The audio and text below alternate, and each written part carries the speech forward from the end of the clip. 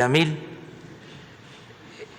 Genaro es servidor público, tiene que ver con sistema de comunicación, pero ¿por qué no se quedan también ustedes? Sí. Pero todo el tiempo ha sido comunicador. Es hasta ahora que lo convencimos que nos ayudara como servidor público. Siempre ha sido periodista. Entonces, él nos va a explicar en qué consiste esto que se denominan montajes o noticias falsas o fabricadas con algún propósito. Entonces, vamos con Genaro. Y luego la licenciada Olga Sánchez Cordero va a tratar el tema relacionado con este montaje, con este asunto que vamos a ver ahora. Adelante, Genaro. Gracias, presidente.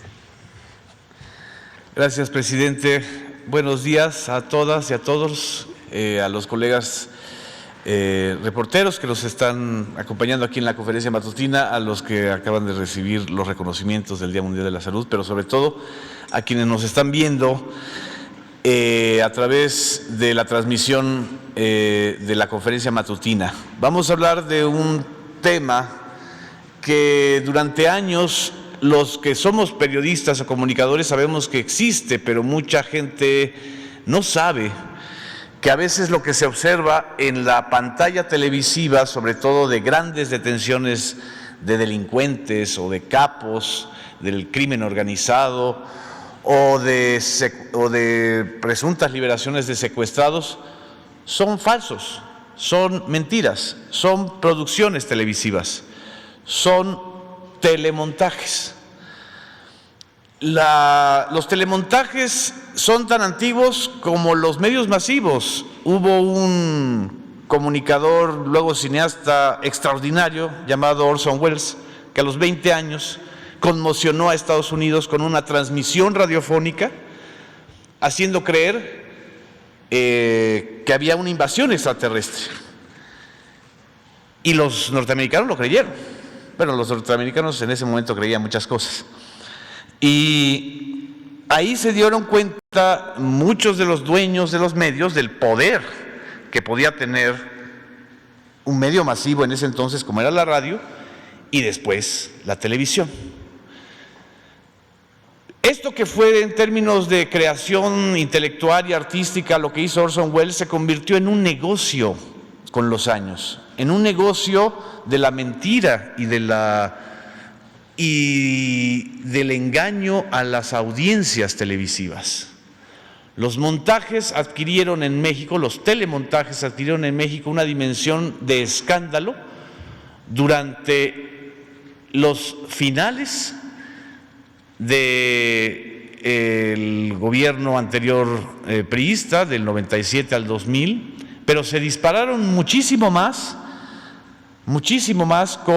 en el periodo de Vicente Fox, y ni hablar del periodo de Felipe Calderón, cuando Genaro García Luna, adicto a los telemontajes, productor involuntario o voluntario de muchos montajes, se volvió secretario de Seguridad Pública. Y ni qué decir del sexenio de Enrique Peña Nieto, que prácticamente fue todo un telemontaje. Pero el caso que nos ocupa hoy y del que vamos a ver un video tiene que ver con un delito cometido en vivo, en cadena nacional y con el consentimiento del conductor estelar del noticiero de ese entonces que se llamaba Primero Noticias. Esto que vamos a ver ocurrió el 9 de diciembre de 2005. Unos días antes, unas semanas antes, había sido liberado el director técnico de fútbol Rubén Omar Romano, y habían serias dudas de que esa transmisión y de que esa misma liberación y de que ese mismo secuestro hubiera sido original. Muchos sospechan y sospechamos que fue falso. Días antes, en la Cámara de Diputados también se había aprobado una minuta que después, posteriormente, se conoció como la Ley Televisa.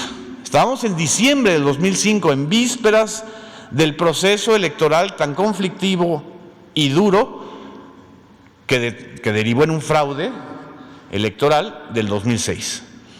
Esa mañana del 9 de diciembre de 2005, el conductor estelar de Primero Noticias, Carlos Loret de Mola, a las 6:45 de la mañana, le hizo creer a su audiencia que estaban presenciando y que estábamos viendo un operativo en vivo y en directo en el rancho de las Chinitas, donde iban a atrapar a 2 peligrosos secuestradores y a liberar a una familia de secuestrados. Esos peligrosos secuestradores que formaban parte del grupo de los Zodiaco.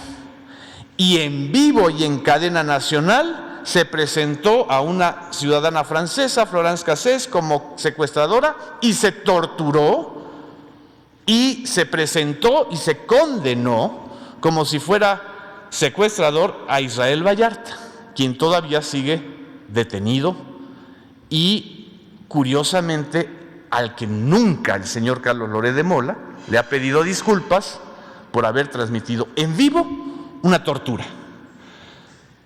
Fue la propia Televisa o la propia empresa Televisa la que dio a conocer días después, en febrero, de que eso había sido un montaje.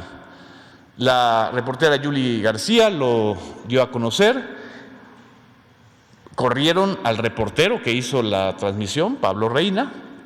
Pablo Reina interpuso una queja ante la Comisión Nacional de Derechos Humanos para cuestionar que él no había sido el responsable de ese montaje y que lo habían corrido de manera irregular. Y posteriormente,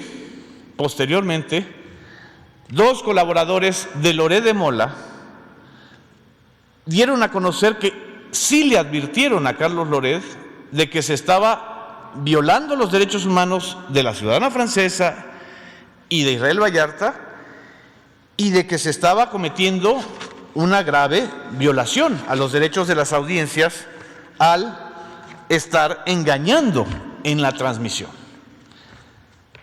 Laura Barranco, colaboradora de Carlos Loret de Mola, ha señalado que en 13 ocasiones le dijo a Loret: para ya. Y también en su libro Cassés, la reconstrucción del montaje de Televisa, el excoordinador de información de Primero Noticias, Juan Manuel Magaña, escribió que algunos oyeron al conductor Carlos Loret de Mola decir en el estudio: esto está bueno, está chingón. ¿Será que se pueda regresar? Vamos a ver en este momento un fragmento de esa transmisión que duró 40 minutos y que provocó posteriormente, y la ministra Olga Sánchez Cordero nos va a poder ilustrar sobre este punto, que la primera sala de la Suprema Corte de Justicia ordenara en 2013 la liberación de Florence Cassés por la violación al debido proceso que consistió este telemontaje. En realidad, hay más allá de una violación al debido proceso, hay muchas cosas. Es un engaño abierto y crudo a los mexicanos y desgraciadamente dejó escuela, porque hay muchos que repiten esta escuela. La impunidad que genera el mentir, el fabricar una realidad en la pantalla televisiva o en la radio con fines de rating es muy grave, porque ahora también lo están haciendo en redes sociales, como lo mencionó el presidente de la República en el caso de este señor que finalmente sí recibió una vacuna, pero se armó se editó el fragmento de un video que circuló en redes sociales para hacer creer que hay una vacunación falsa en algunos casos. De esa escuela de las mentiras viene esto, y creo que este fragmento nos puede ilustrar de realmente lo que ha ocurrido en los últimos años en muchas transmisiones y que esperamos no vuelva a ocurrir en los medios masivos de comunicación ni en las redes sociales, y que cuando ocurra se señale y se sancione por parte de las audiencias a esos periodistas, a esos comunicadores que violan los más elementales códigos de ética al engañar. Gracias.